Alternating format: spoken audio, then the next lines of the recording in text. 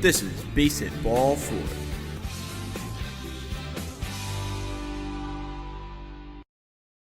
Hello and welcome to the BASEHITBALL4 podcast presented by Caps on Sports. I'm your host, Clinton Negris, alongside Scott Roswald and Alex Cashman and Tyler Blumenstick.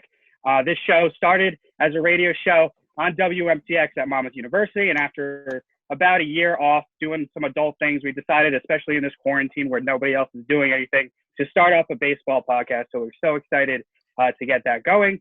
Tyler, he started the Caps on podcast with his sports betting podcast and expanded it into something much more. And Tyler, you want to talk a little bit about that before we get started? Yeah, so BASEHITBALL4 is going to be a kind of a not a spinoff, but a part of Caps on Sports as a whole. It's going to be our baseball focused podcast, and we're going to dive into everything baseball related, basically anything. I mean, anything baseball related. That's pretty much it. Anything baseball related. And there's no better time to start a baseball podcast than right now because there is no baseball. And I'm being sarcastic. So there is a lot of news for baseball, even though there's no games being played. Opening day was supposed to be a little bit over a month ago, but obviously with the COVID-19, all sports, including baseball, has been postponed until the near future. But there is optimism that a season will get underway, especially this week when Jeff Passan and others have reported an idea where there would be teams playing in their home facilities. We saw a couple weeks ago there was a plan where everyone's in Arizona or everybody is in their spring training facility in Arizona or Florida. But this one that's gaining traction right now is everybody plays in their home ballpark, and the divisions are going to be realigned. So there's going to be no American League, no National League. There's going to be 3 divisions, East, West, and Central. And my question to start off the bat is, do you think this is a good idea with talking about what's going on in society right now, the testing, everything that's going on? Do you think this is the best course of action for Major League Baseball to take? I'll start with Cash, with the incredible lighting behind him. Cash, what do you think about what's going on with the newest proposal to start a baseball season? Well, Glenn, I thank you. And I do. I mean, obviously, I love the American League versus National League. That's my thing. I love the classic AL East rivalries because I hate every team in the AL East other than the Yankees. With that being said, however we can get baseball going, I'm okay with. Just get it going. I want to watch some baseball again. I want to bet on some baseball again. So I'm missing it. I'm itching for some gambling, and I'm itching for my Yankees to come back. Yeah, and I really think that is the consensus. Everyone wants sports back. And there was a very interesting interview with Scott Boras on the Michael Kay show on the Yes Network in 98.7 in New York, talking about what's the opportunity that baseball has this season. It's not going to be a normal season. It's not going to be 162. Very likely there's going to be no fans in the stadiums for the entirety of the season whenever it does start. But baseball has an advantage over sports like hockey and basketball, where their season's already 3/4 of the way done, and they really are on the precipice of being able to have to make the tough decision to cancel their season. So we have a situation when baseball starts again. Let's say they start in July. They're the only sport in town. They're going to be the only method of entertainment for people to watch. And Scott, that's a really big opportunity for baseball to really galvanize the country and bring in some new fans that they've been lacking over the last decade and a half.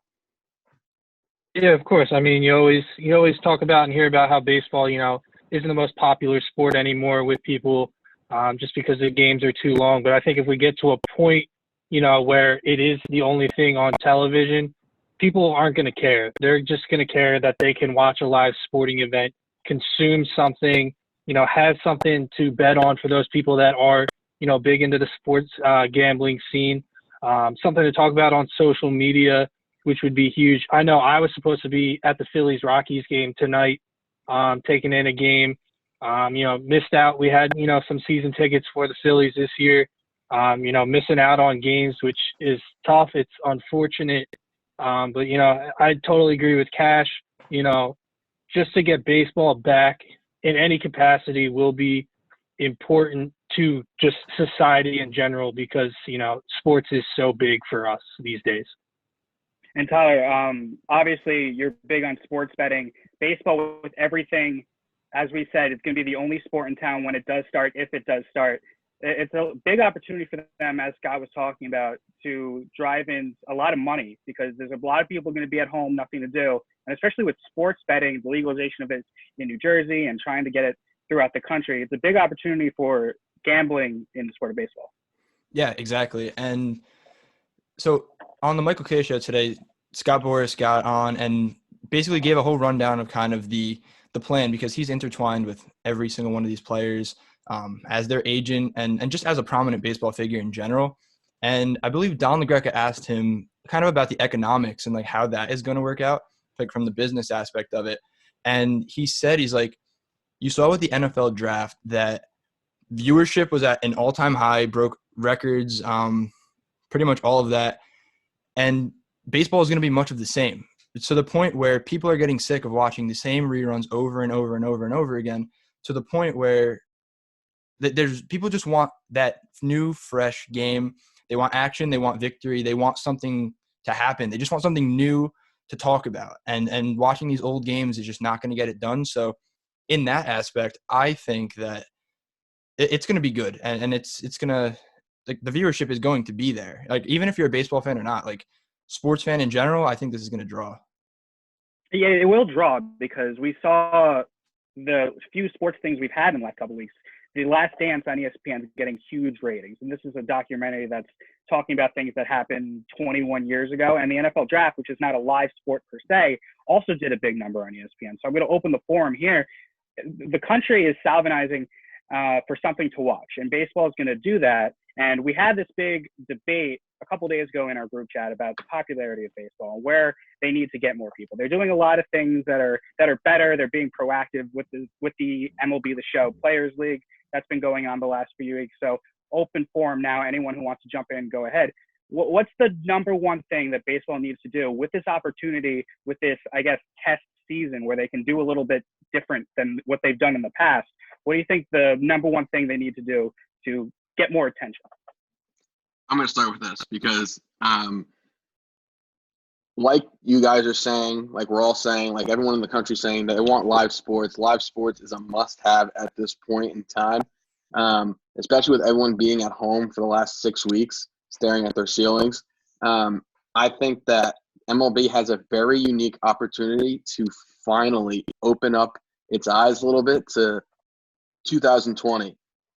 There's a very unique opportunity to do things on television that they haven't done before. Make watching a game a little more fun than it was. It's going to be a great opportunity for broadcasters to get involved, more broadcasters, I should say, because it's only going to be watching TV. So there's no on-field hosts, no hosts on the field during the game, after the game, before the game, whatever. They need to do something to spruce this up a little bit and make it as 2020 as possible. I mean, like you mentioned, the NFL draft was great. And to be honest with you, I would not be surprised if they do this every year going forward because it had such great viewership. And the reviews were great. I think Roger Goodell did a great job at home in his pajamas. I thought that was funny. And I think that Rob Manfred, who, to be honest with you, I think he's kind of brain dead, needs to open his eyes a little bit and say, hey, I'm going to take control of this. This is America's pastime, and I got to prove it. Yeah, and with jumping onto that, getting into, 2020, I think the social media is a huge aspect. Using, phones, other devices other than television is huge opportunity for Major League Baseball to grab onto. Streaming is a huge way that, the younger generation is consuming sports. It's not everyone is sitting down and watching, a full, sporting event from start to finish. They're consuming it in clips and highlights and stuff like that on social media, on Instagram, Twitter, now TikTok. I'm not a TikTok guy. I don't even really understand it, but that's probably an opportunity. That's probably an opportunity that Major League Baseball has is, making the game accessible through social media and just having that as a huge aspect. So many players, we don't know their personalities. They're just there. They're showing up and playing baseball. There's not a ton of guys that are huge, in the public eye. We talked about it, to an extent the other day through text message. Mike Trout is not a guy that's on television or on, even on television. He's not on social media a lot. He's the greatest baseball player that any of us have ever seen, and is arguably going to go down as one of the greatest players of all time. So somebody like that needs to step up to become, help the game grow. So you mentioned TikTok. I have to jump in because of the conversation that we had Because the you're other day. TikTok famous. I'm getting there, but so during the NBA All-Star game, this is the conversation we had the other day, that the NBA does a great job connecting to its younger viewers.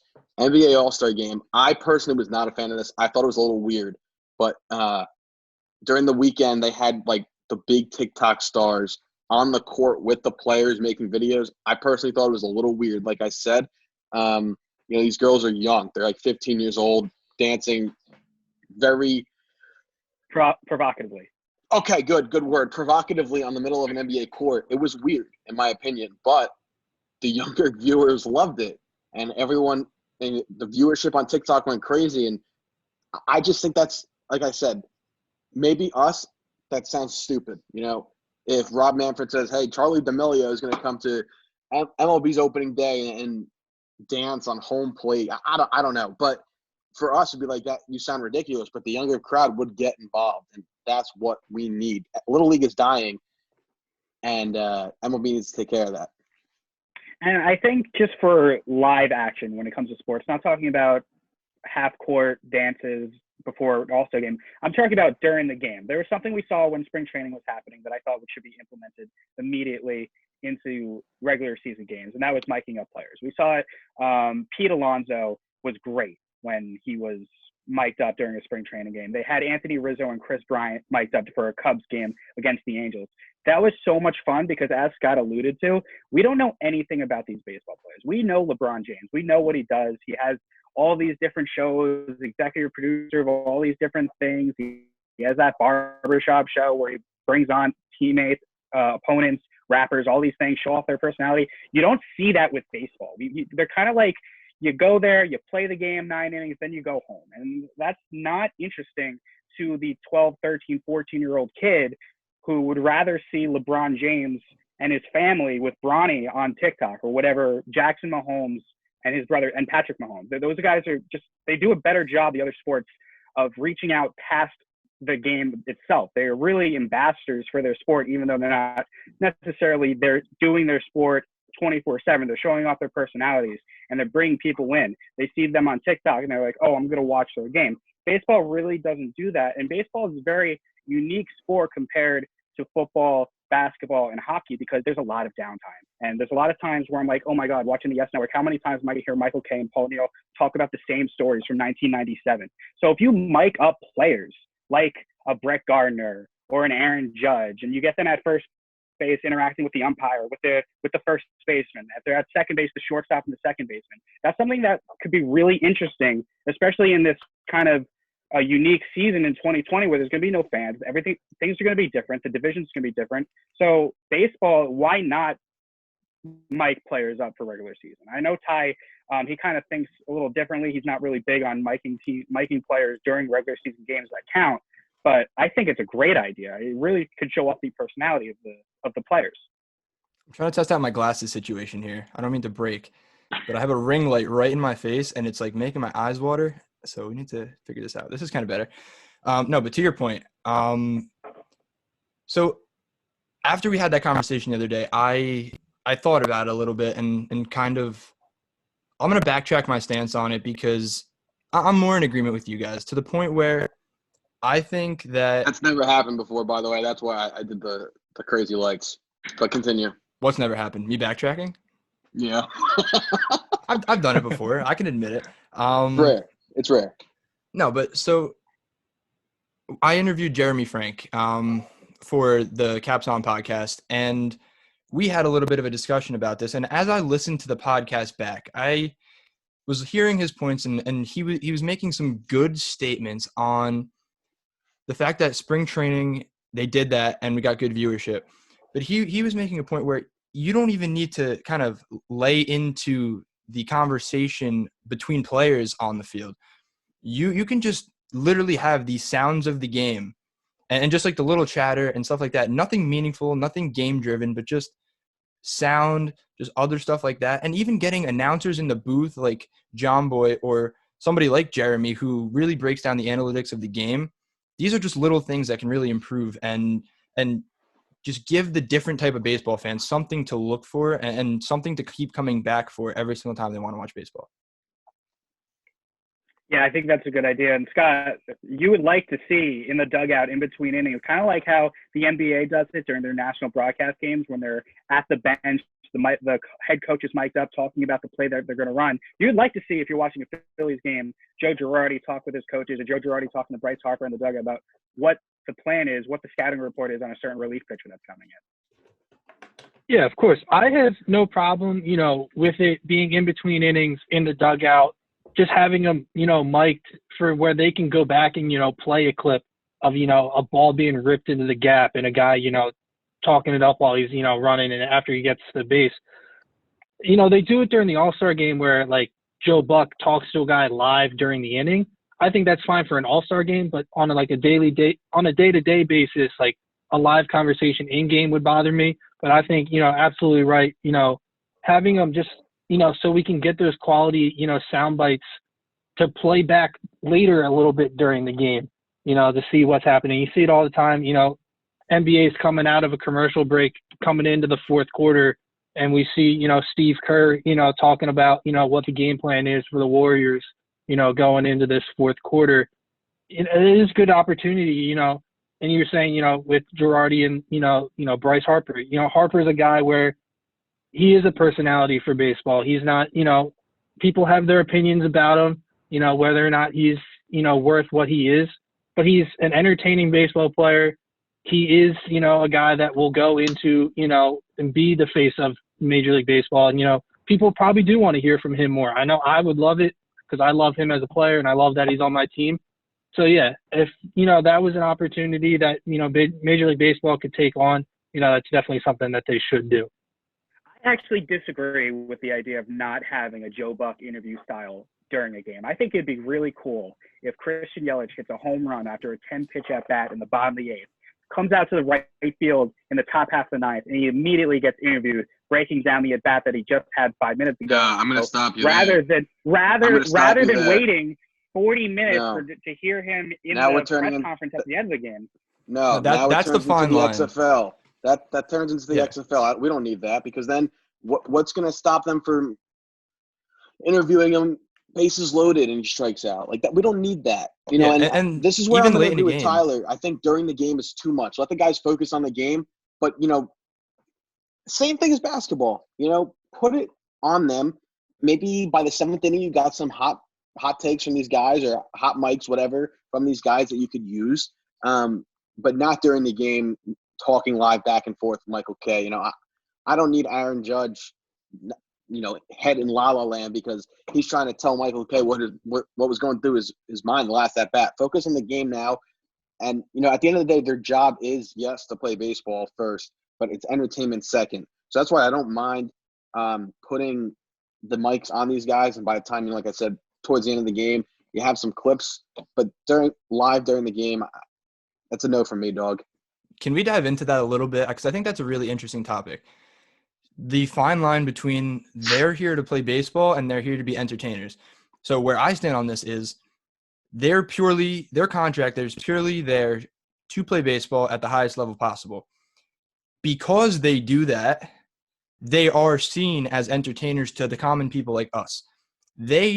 I've never played in the MLB, never will, never spoke to an MLB player about this, but they want to focus on the game. They want to go win a championship. They don't really, to an extent, care about being an entertainment piece or a celebrity. Like, yeah, they're the select few people who kind of separate their focus from the game to kind of being that showman on the field. Not that they don't care, but these guys want to win baseball games, and I think just adding these in-game elements, and like you said, he hits a go-ahead home run in the top of the ninth, goes out in the right field in the bottom half of the ninth and gets interviewed. That's the wrong place for that because that's the bottom of the ninth. They just took the lead. They're trying to seal this. They're trying to get a win. You look back at the end in September, October, they missed the playoffs by one game. You can go back to these tiny, tiny, tiny little spots where Christian Yelich might have gotten distracted. And, they can put the blame on this. And then once you have one player put the blame on this, It's over. Then it's over. And you don't need that, because then you're like, all right, baseball took it too far, and then you have a bigger problem. And that's why it's a whole tough argument. I mean, there's really no clear-cut decision. I'm going to agree with you to an extent, Ty. Their first priority, without a doubt, is to win baseball games, to win championships, and get a ring. That's what we want to see as fans of the team and of the game. That's what you want. It's the best competition. However, at the end of the day, their job is entertainment. It's not. Their job is baseball. But hold on. The minute that sports stop becoming entertainment, then it's nothing. So, yes, their job is baseball without a doubt. But that turns into entertainment, because if they weren't signing up to just play ball, to be entertainment, right? They wouldn't make them do interviews after the game. And if they didn't make them, I'm telling you, 90% of these guys. Because that's a different story. But that's entertainment. That's part of the entertainment. Exactly. But that's the fine line that I'm trying to draw here, is from the first pitch of the game to the last pitch of the game, there should be no distraction. Their job is to play baseball. Right. No, I agree with that. But I'm saying that they need to be open to change if they want to continue to make the millions and millions of dollars that they're making. If you but I don't think that's true. But they have to be. Where's the money coming from then? If you look at a team like the money's Marlins, not an issue. No, but it is. That's a market issue. That's a market issue. That's not a league issue. I'm not saying it's a league issue. The Yankees don't have any problems paying salaries, but you look at a team like the Royals. You know who has a problem paying salaries? Is the New York Mets. Why? They really don't, though. They just don't shell out money. But why? That's an ownership issue. It's an ownership problem. It's not that they don't have the money. The Wilpons have deep, deep, deep pockets. It's the it's the fact that they're not willing to spend the money. That's it. It's not that they don't have it. You can't make that point.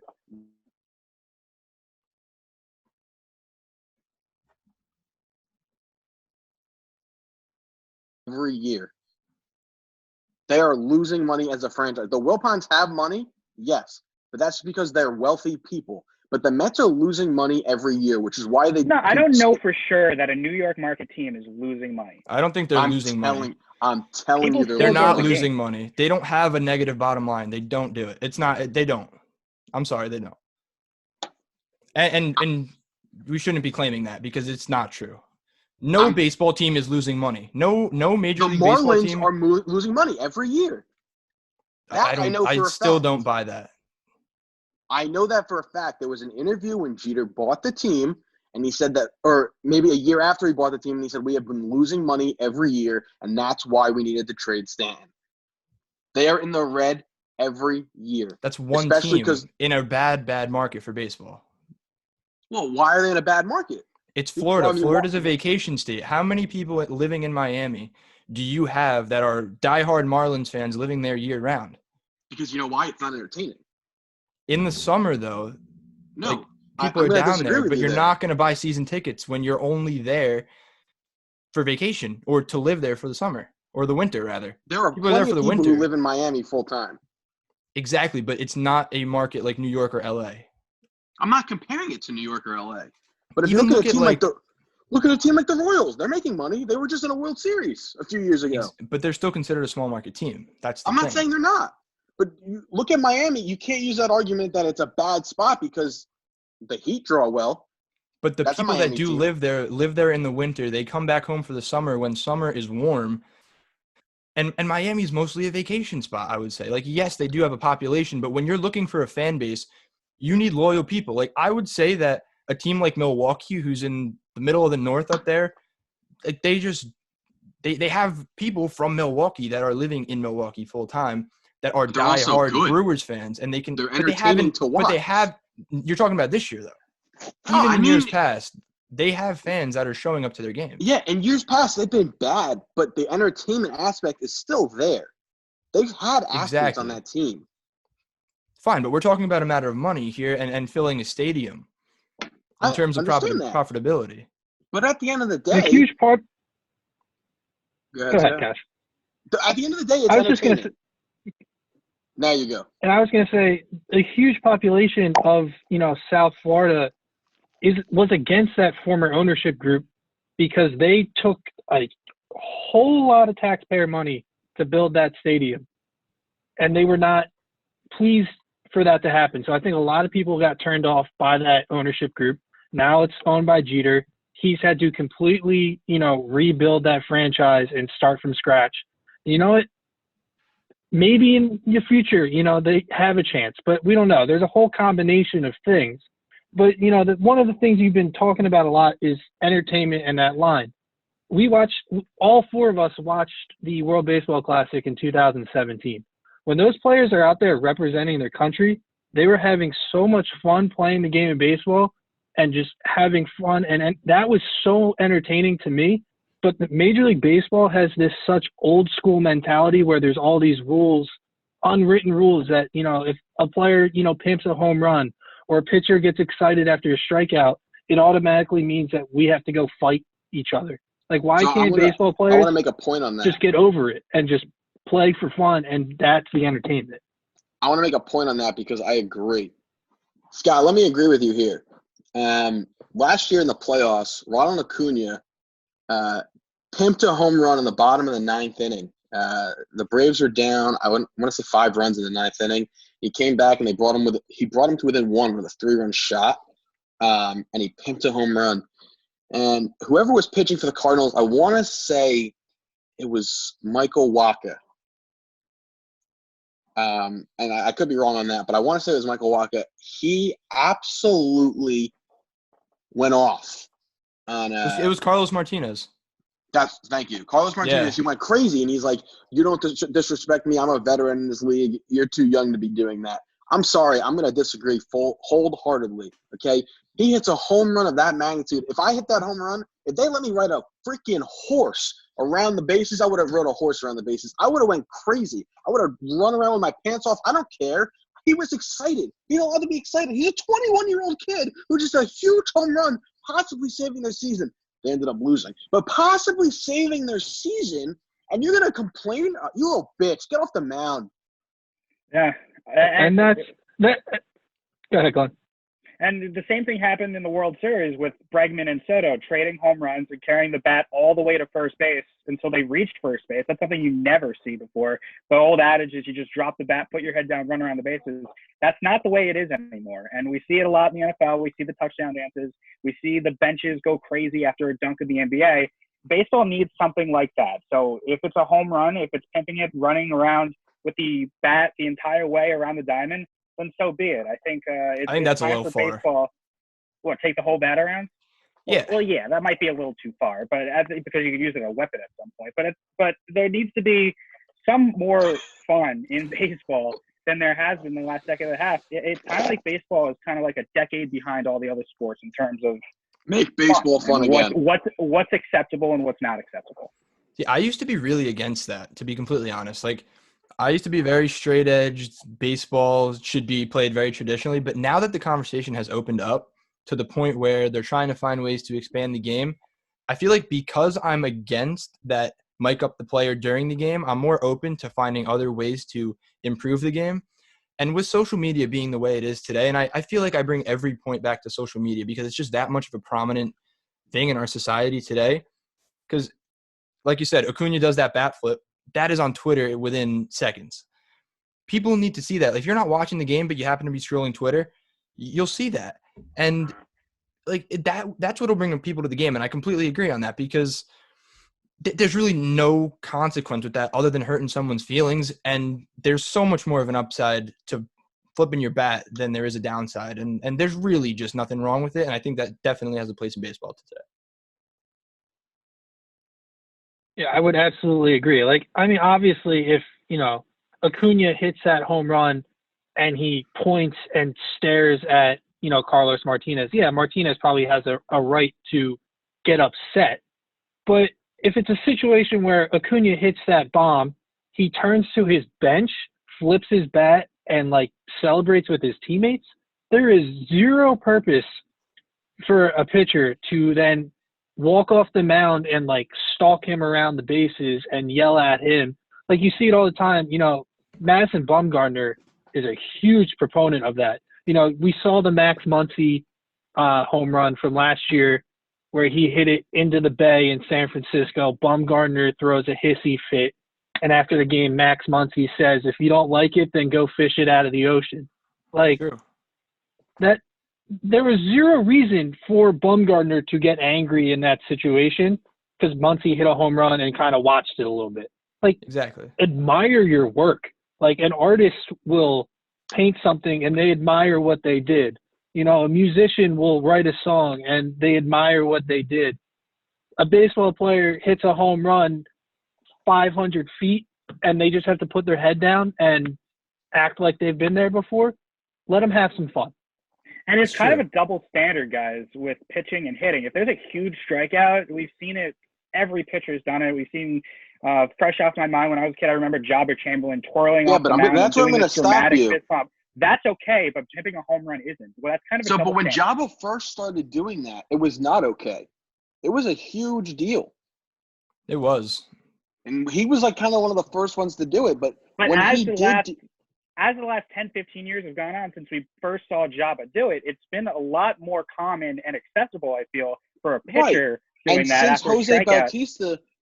Since Jose Bautista did his bat flip, it's been more common to see a player do it. There are just some pitchers who take exception, like Carlos Martinez, who don't like it, or Madison Bumgarner, who don't like it. If you don't like it, then don't throw the pitch. The reason why I feel like it's more acceptable and you don't see a lot of problems with pitchers doing it is because the pitcher has the ball in his hands. The batter can't just throw the bat at the mound. We've seen it before, but you can't just throw. It's happened, but but the pitcher has the ball in his hand. He controls the game. So if he doesn't like it, he has the wherewithal to do something about it and throw at someone. The batter really is a defenseless person when he's in the box. You really can't go at the pitcher unless something comes at him. So that's why I feel like pitching a fist bump off the mound is much more common and acceptable than a bat toss or running around the bases with the bat or showing up the pitcher. But everybody needs to be on the same page with the let the kids play movement. The pitchers need to be on board. The hitters need to be on board. And I feel like the pitchers aren't, because the pitchers are very sensitive. They don't want to get embarrassed. They're already embarrassed enough when somebody goes 500 feet to right field. It needs to be widely accepted from every aspect of the game that this is just the way it's going to be now.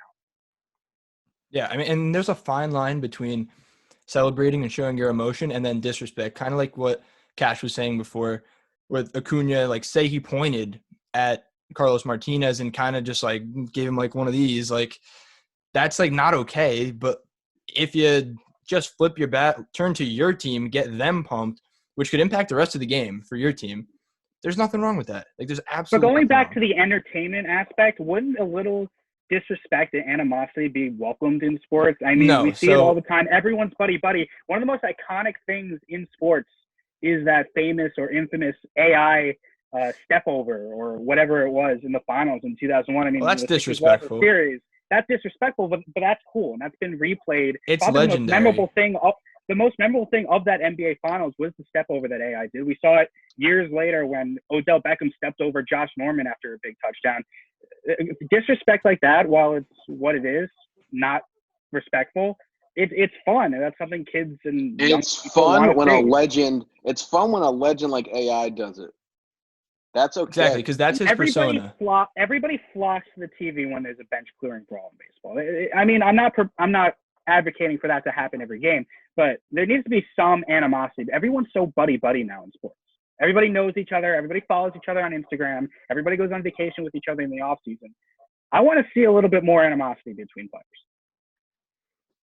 I miss the Red Sox rivalry. I mean, you can't artificially and that's happen, but it's a lot less in baseball than I feel in basketball and football. It's more, those sports are more physical, but I like when Max Muncy and Bumgarner go at it. Going off of that, like, I think that, like, we don't know. I feel like baseball might be returning to that because we kind of have lost sight of it and it's gotten a little bit kind of swept under the rug. But the Astros cheating scandal really kind of struck a nerve with a lot of people. Pretty much everybody. You're exactly right. I mean, when has baseball ever been more popular in February than when every team was sounding off against the Astros? Yeah, and we haven't seen it yet, though. We haven't had an opportunity. Mike Trout, who says nothing ever, went off on the Astros. I mean, that really was interesting to a lot of people who aren't necessarily baseball fans. They wanted to hear what people had to say about the Astros.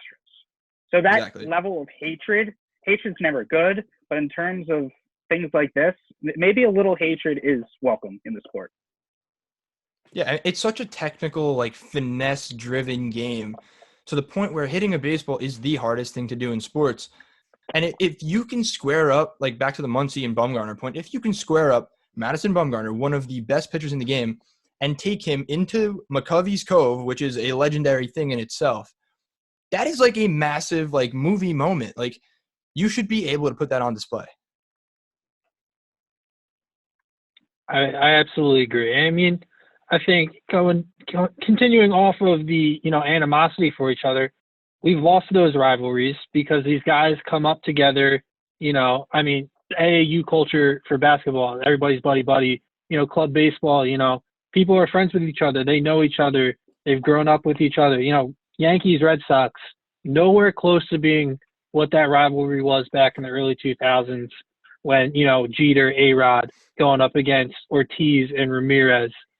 And, like, that's the key. The Giants and the Dodgers, I think there's still a pretty solid rivalry there. It's not as publicized. Cubs, Cardinals is that way. I mean, the Phillies and the Mets. But, like, I only hate the Mets because I've just known I'm supposed to hate the Mets. I don't really have a reason to hate the Mets. There's never been really anything to happen in my lifetime of the Phillies and Mets going against each other where I should be like, oh, let me point out that moment where it's like, oh, yeah, that's the reason why I hate the Mets. You don't really have that, like, A-Rod and Veritek moment. No, not at all. I mean, Don Zimmer, nothing. Yeah. I would say the pinnacle of Phillies-Mets rivalry is 2007, where going into the season, Jimmy Rollins says, we're the team to beat in the NL East. The Mets have been the favorite for the last couple of years. We go out with 17 games left in the season, 7.5 back, come back and, take that division away from the Mets. I think that's the pinnacle of, the Mets-Phillies rivalry during my lifetime as a Phillies fan. Because, since the Phillies won that World Series in 2008, up until last year, the Mets have absolutely owned the Phillies. They've beaten us every single year. And, like, I don't like that, but, like, that's not a reason to be sitting here and hating on another team. So, I mean, I guess I don't even know where my point's gotten to at this point. But, I feel like if baseball is going to have rivalries, it needs to be, the Yankees and the Red Sox leading that. Should we pivot into the reopen plan? Kind of give the listeners a little kind of snippet of the possibilities. Well, today was big news. By the time you guys are listening to this or watching this, we do have a simulcast now. When we were on the radio show, we used to joke all the time because it was a strict radio show at the studio at Monmouth University. And we'd always be like, oh, if you're watching the simulcast, like if one of us was doing something, now we have one. So it's exciting. But back to my point. When we'd watch videos on YouTube during the radio show and talk about it. And we'd say, well, if you're listening to the simulcast, you can see it. I mean, now we have the capability of it. Now we have it. But, I mean, anyways, so I touched on the Michael Kay and Scott Boras interview today. The plan to reopen, Glenn, do you want to explain that a little bit? Well, the plan to reopen, the newest one is the idea of having all the, and I explained this when we first got on the air, 3 divisions, so there's no leagues anymore. It's American League and National League. There'd be 3 divisions, East, West, Central, 10 teams per division. I don't have the list right in front of me. I got to turn on my iPad. I do have it. Okay, so it's basically the East teams, the Central teams, and the West teams, just going by a minor mix-up, right? What's the easiest way? You can drive there. You can take a bus there. They want to just limit the amount of travel as much as possible with the pandemic. So, Scott, if you want to read off the divisions. Sure, of course. So in the this new Eastern proposed division, you have Yankees and Mets, Red Sox, Washington Nationals, the Orioles, the Phillies, Pittsburgh Pirates, Toronto Blue Jays, Tampa Bay Rays, and the Miami Marlins. So moving out of that Eastern division is the Atlanta Braves. They move into the Central division, being paired up with the Chicago Cubs and the White Sox, the Brewers, Cardinals, Royals, Cincinnati Reds. Sorry, I had no idea what was going on there. The Colorado Rockies. I am now all over the place. You messed me up there, Cash. So we got the Brewers, Cardinals, Royals, Reds, Indians, Twins, Braves, and Tigers in that Central division. And then as you see on the screen here, Dodgers, Angels, Giants, Athletics, Padres, Diamondbacks, Rockies, Rangers, Astros, and Mariners in that Western division. So it does, combines mainly the Eastern, Western, and Central divisions. We do have a little bit of movement. I think it's really only the Braves have been moved out of a division, and that's just, That's geography. That's really I'm interested to see if there was a way to break it up into 4 and have a South division. You can start with the Braves and the 2 Miami teams. You could probably put the Texas teams in there as well. I wonder if they could have done that. I mean, for me, as a Phillies fan, I absolutely hate this because I don't want to have to play, the Yankees and the Red Sox and the Nationals a lot. Those are 3 teams that are probably better than the Phillies right now. Yes. I know for my dad, he's missed watching the Phillies play the Pirates. Growing up for him, that was a huge rivalry, Phillies-Pirates. He hates playing the Marlins. But, these divisions, do propose an opportunity to limit the travel, keep the players as safe as possible. It'd be interesting to see how it plays out. It would be only divisional matchups, so there would never be cross-divisional games. Until the playoffs. And speaking of the playoffs, they were talking about expanding the playoffs from 10 to 14 teams. So that would be 4 teams from each division and then 2 more wild cards, I assume. Yeah. That would get you the 14. So the major roadblocks, I took some notes as I was watching the Michael K show before and Boris was on. Some of the main kind of concerns and what they're trying to iron out now. Something they're considering would be the age of players, along with coaches, trainers, and just essential staff that is needed to get the league running. So players aren't necessarily an issue, an age, because at the most a player will be 41, 42 years old. Now, not saying that they are completely immune to catching the virus or, at the worst, mortality. And that was a big point of Boris's. He's like, mortality is really the end-all, be-all for this. And they're looking at the leagues over in Asia and right now that are starting to kick back up as kind of like a leading indicator just to really kind of go on with – because they're weeks ahead. They got the virus before us. Now we have the virus. They're now opening up, and we're getting ready to open up, but they're weeks ahead. Age is not necessarily so much of a factor with this because, umpires are also, but Boris made a good point to the point where the league is getting younger to where stars are in their early 20s. They're in their 30s, and they're not, unless they have underlying conditions, which is completely possible. But then he pivoted to say that these players are going to be under medical scrutiny before they play, during, and after the game. They are going to be surrounded by the team's medical doctors at all times, and they're not going to take an eye off of them. So if there are any concerns with that, Boris said that part is settled. And the big thing is going to be with testing and kind of the optic of, if tests aren't available to the public, how is it going to look if they're allocating tests just to open up sports leagues and kind of saying, hey, screw you, public, you guys can't get this. So the one thing that they were juggling back and forth was, if the league got and secured tests for every single player, they would also purchase 5 more tests for every player tested and release them to the public for free. Basically cover the cost as saying, yes, we know we're being tested first, but we're also going to help out society by having tests more readily available for people when that's not necessarily the case right now. And another thing that was talked about in that interview was the idea of money and how money is going to drive this above everything else.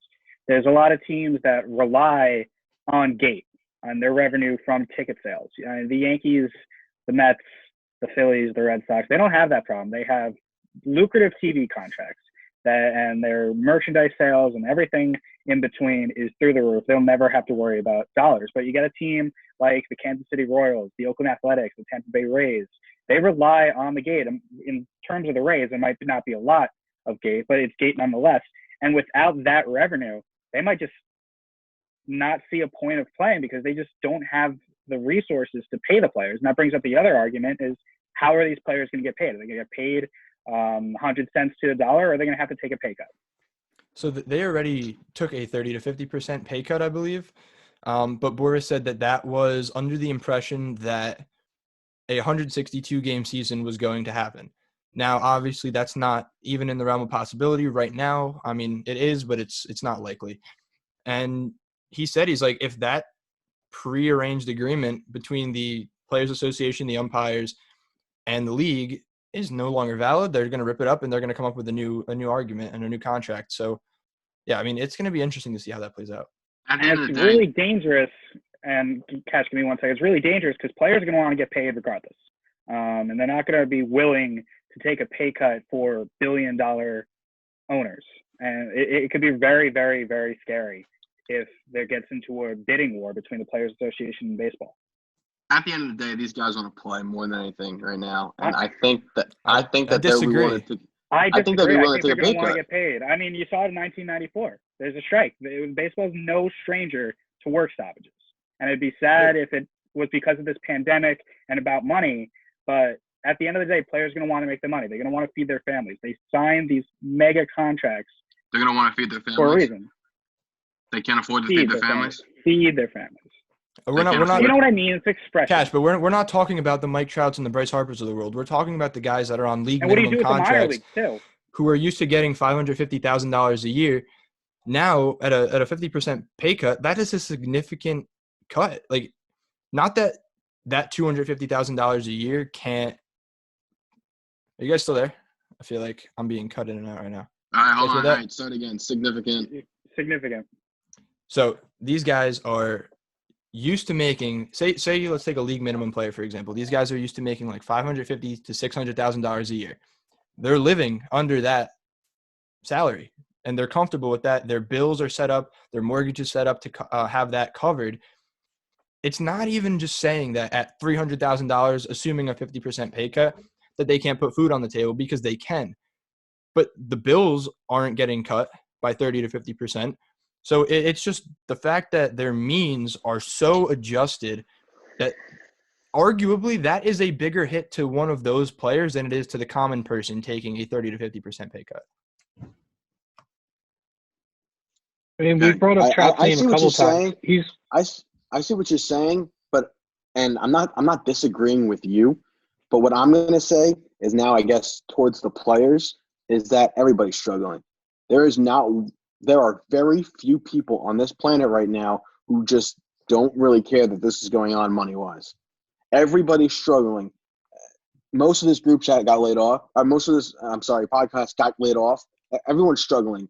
So, yeah, maybe they do have to take a pay cut. Maybe that's something they have to deal with, because everyone in the entire world is struggling because of what's going on. And if they have to take a pay cut of 50% from $300,000, I'm sorry, I don't feel that bad.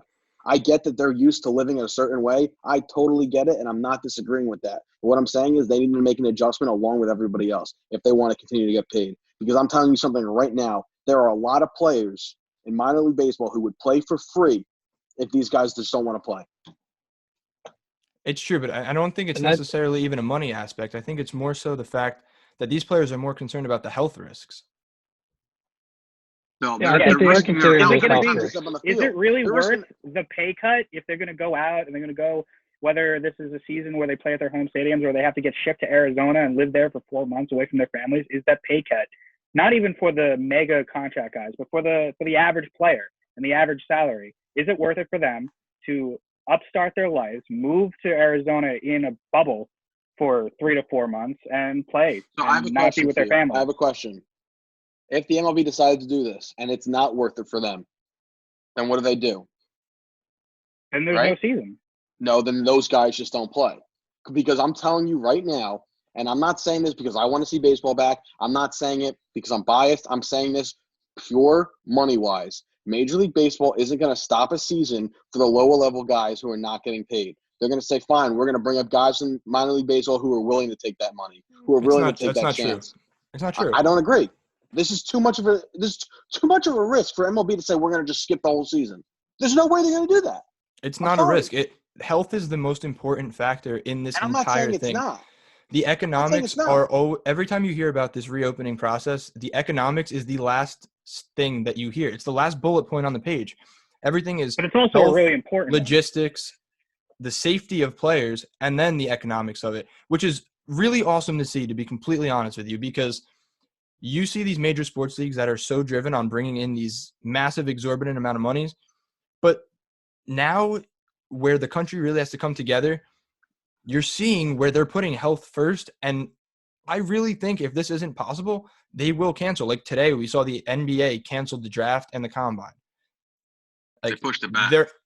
But they're not afraid to push it back. But you can only push baseball back so far because then you get into the winter and you only have so many dome stadiums. I'm not disagreeing with that at all. And that's not my point here. My point isn't to risk all the players' health. That's not what I'm trying to get at. What I'm saying is if they can guarantee health, right, which it sounds like that's what their goal is to put them in a bubble, right? Then if that's not something that these guys want to do, then there are people who are willing to do it. There are minor league players who are in AAA right now who are willing to do it. And Major League Baseball does have an issue because a guy like Mike Trout has come out and said, I don't want to do that. Mainly it's because his wife is pregnant and about to have, their first child. So that's a huge moment for them. But he is a guy that has come out and said, I don't want to move to Arizona and live in a hotel for 4 months without my family. Zach Wheeler, the Phillies' newest, pitcher, has said, I don't want to go live in Arizona or live in Florida, by myself for, 4 months. I'm pretty sure Clayton Kershaw has done the same thing. So there's big name guys that have come out and said no. Glenn mentioned that that wasn't really on the table anymore. No, everything's on the table. The newest proposal is what we're talking about with the 30 stadiums and the divisions. But also on the table, and very much so, is the Arizona plan, where it's just Arizona. Gotcha. I mean, look, it's going to be really interesting when this comes out. And we're running out of time here. We got 10 more to go, just to point that out. But, yeah, I mean, it's going to be very interesting to see how this ends up playing out in, I would assume, in the next week and a half, 2 weeks. Yeah, they're going to have to figure out a plan because, these guys are going to have to go back to spring training to get themselves prepared again. Pitchers are going to have to get into their throwing programs again. Batters are going to have to, get used to seeing live pitching again. It's an adjustment. We've all played baseball. We've all had, a different off season, where it does come back. It does take a little time to get, ramped up, ready to go again. The Phillies couldn't afford to, have Aaron Nola go out there on this proposed, possible opening day of, July 2nd and have him get injured on the first day because he hasn't had enough time to prepare. There needs to be this adjustment period for these players to get prepared to play again. So there does need to be a plan, figured out sometime soon. And I don't know if we're going to get to that point. And, I think there is a chance that, baseball is in danger. I hope that isn't, the situation, but I think it is, still a possibility. And at the end of the day, the most important thing is the testing. There has to be enough testing for the masses, for society, before we even think about opening any sports leagues. So at the end of the day, we're talking about money. Money is the last obstacle, the last hurdle before there is a baseball season, because at the end of the day, it's the health that's the most important thing. Exactly. I mean, it's not necessarily going to be it's not going to be on a case-by-case basis, and that's why you have the MLBPA kind of negotiating these things and dealing with the league directly. And they've already been coming to agreements on this stuff. They agreed to the 30 to 50% pay cut. I got to imagine when the time comes, and if there is a concrete plan to reopen, then they're going to be able to come to that agreement no matter what it is. Cash, you got anything? No, I mean, I agree with Ty. I think that, yeah, it's an adjustment for everybody, but they will agree. If they have the whole plan figured out, I mean, there aren't going to be a lot of guys who disagree because they take a pay cut. Okay, moving on. A couple things I wanted to talk about before we sign off. A couple of cancellations that happened in baseball, both the Hall of Fame induction. So Larry Walker and Derek Jeter are going to have to wait another year before that. That was supposed to be in June, I believe. And the Little League World Series was canceled. So little activity to end the last segment. Scale of 1 to 10 on each in terms of disappointment. For what? For both of them. The cancellation of the Little League World Series and the Hall of Fame ceremony? Yeah. Little League World Series, I'm more upset about. I would give that one I'll give that like a solid 5, 6. And I don't really mind necessarily that the Hall of Fame induction ceremony got pushed back, because under these conditions, say they did it remotely, I've been planning to go to Derek Jeter's ceremony for a while. So now that it gets pushed back a year, I'm kind of okay with that. It sucks for them. If I were in their shoes and I was kind of building up months before, getting ready to get inducted, kind of envisioning how that day is going to be, like you've been thinking about it your whole life, that sucks. But as a fan and somebody who kind of wants to see that with their own two eyes, I'm going to give that maybe like a 1. I'm not really too upset about it. Can I give Hall of Fame induction a 0? Okay. All right. And it's not because Jeter. It's not that at all. I literally don't care any time, any year. Like, and maybe that's because the guys I grew up, watching and loving haven't gotten to that point. And you know what? Probably none of them will get there. Chase Utley has the best chance to get there, but even him, he's a long shot. I would say so. He's a long shot. Who do you think is better, Chase Utley or Larry Walker? Larry Walker. Larry Walker has had the better career. I love Chase Utley more than anything. Larry Walker had the better career. Look at this guy's numbers. Do you think Roy Halladay is a Hall of Famer? Yes, absolutely. Yeah, but he's not going to be making a speech. Well, he's already in. Well, I'm sure his wife will make a speech. Is he in already? Yeah, she already did. He got in last year. He got in last year. I'm out of it. I was trying to think. First Philly in my mind. I know Ryan Howard didn't play long enough. He got hurt. Now, Cash, what are your ratings? So I'm going to start with the Little League World Series. I'm not a big fan of it. Oh, true. We didn't get Scott. I also don't really care about the Little League World Series that much. I'll give it a 5, though. It is good entertainment towards the end of the summer. I know my grandmother loves watching it. I like watching with her sometimes, but I don't go out of my way to, watch the Little League World Series. Yeah, Little League World Series I'm not a huge fan of, to be honest with you. But, however, I will give it a 10 because I feel bad for the kids who would have played, who are next year will be aged out. That's tough.